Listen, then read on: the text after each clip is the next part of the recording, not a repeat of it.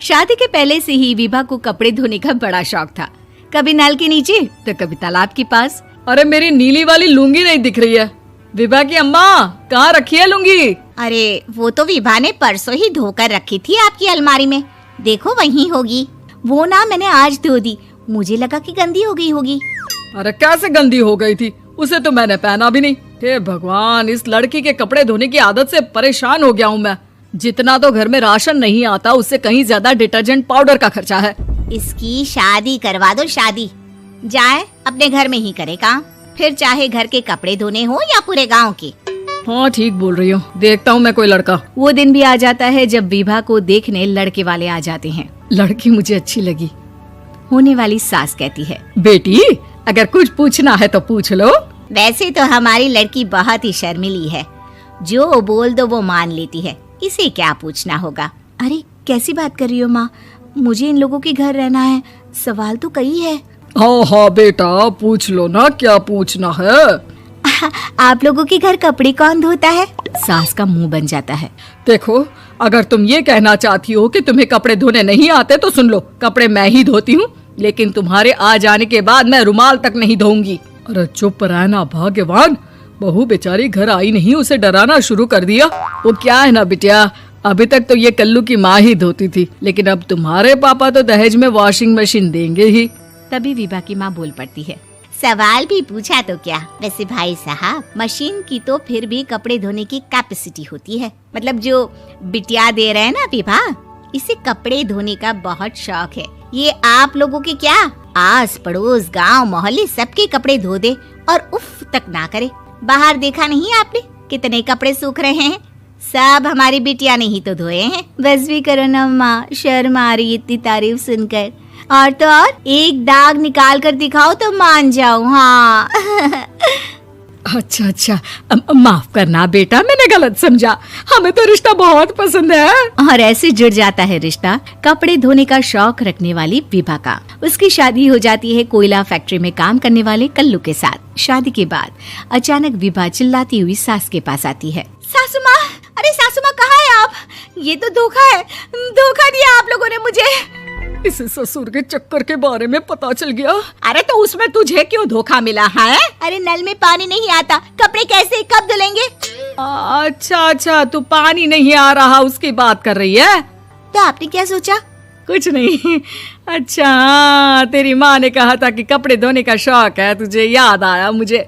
शौक शौक बोलकर कपड़े धोने वाले मेरे जुनून को कम ना आके सासू माँ, कपड़ा धोना मेरा गुरूर है।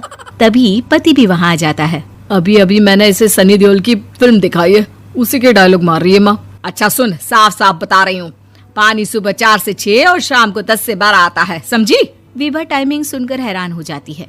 ये क्या भूतों का मोहल्ला है? सुबह 4 बजे उठकर कौन कपड़े धोता है? 4 बजे टंकी में पानी जाता है, फिर सारा दिन धोना ना, किसने मना किया? अरे कैसी बात कर रही हैं? 200 लीटर की टंकी में कितने कपड़े धो लूंगी मैं, सुबह ही उठ जाऊंगी मैं। अब क्या था, विभा सुबह 4 से लेकर रात के 12 बजे तक कपड़े ही धोती रहती। एक रोज सास पड़ोस से निकलकर कहीं जा रही होती है कि साथ वाली कहती है, हाँ कल्लू की माँ, जरा ये बताओ कि 2 साड़ी है, 2 ब्लाउज और एक पेटीकोट और एक नाड़े वाला लंबा कच्छा। हाँ तो? अरे तो क्या, कितना लोगी धुलाई ये बताओ। धोबन दिख रहे हैं हम क्या?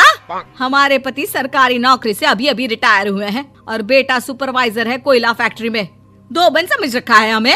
हाय रे कल्लू की अम्मा, माफ कर दो, वो तो मोहल्ले में यही सब बता रहे थे कि तुमने बहू को कपड़ा धुलवाने के काम में लगा दिया है। सास को पड़ोसन की बात सुनकर गुस्सा आ जाता है। वो घर पहुंचती है जहां घर के बाहर ही इतने सारे कपड़े सूख रहे होते हैं जितने कि किसी धोबन के घर पर। अरे ओ कल्लू की दुल्हन, बाहर निकल। माँ जी यहीं आ जाओ, बाथरूम में चादर धो रहे हैं हम। अरे अभी हम धोते हैं, तुमको बाहर निकलो। ये आस पड़ोस वाले बोल रहे हैं कि हम बहू से कपड़े धुलवा धुलवा कर उसे कपड़ा धोने वाली बना दिए हैं। अरे छोड़ो ना माँ जी, किन लोगों की बातों में आती हो? आस पास के लोगों का तो काम ही होता है कि वो किसी तरह सास बहू को लड़ा दे। बहू सारे घर के कपड़े धोती है, ये क्या कम है? बोलिए। सास को भी लग जाता है कि वो बहू का ये सनकीपन नहीं छुड़वा सकती, इससे अच्छा है कि खुद ही चुप हो जाए। एक रोज सास और बहू मंदिर जाते हैं, जहाँ सास की साड़ी वहाँ खड़ी भीख मांगने वाली से मिलती है। माँ जी क्या बात है, आपकी साड़ी उस भिखारन से कितनी मिल रही है ना? हाँ हाँ देखो तो दोनों की साड़ी मिल रही है। क्या बात है कल्लू की अम्मा, तुम खुद को तो अफसर की बीवी बताती हो और ऐसी सिंपल सी प्लेन साड़ी पहनकर घूमती हो। सिंपल और प्लेन नहीं है ये साड़ी। तो क्या सोने के धागे से फूल बने हैं? कुछ भी सासू माँ, कुछ भी। हाँ बने थे इस साड़ी में सोने के धागे से फूल। मेरे पति लेकर आए थे मद्रास से स्पेशली मेरे लिए 10,000 की। ताहे भाई साहब इस भिखारन के लिए भी सेम टू सेम साड़ी लेकर आए होंगे 10,000 की। सास उस वक्त कुछ नहीं कहती, लेकिन बहू के साथ घर आती है और अलमारी से एल्बम निकाल कर लाती है। ये साड़ी देख रही है, ये वही साड़ी है जिसे मैंने अभी पहना था। इस साड़ी में ये जो चमकदार फूल दिख रहे हैं ना, ये सोने के धागों से काटे गए हैं। लेकिन तू लोकल वॉशिंग मशीन ब्रश से घिस घिस कर सारे फूलों को निकाल कर साड़ी प्लेन कर दी।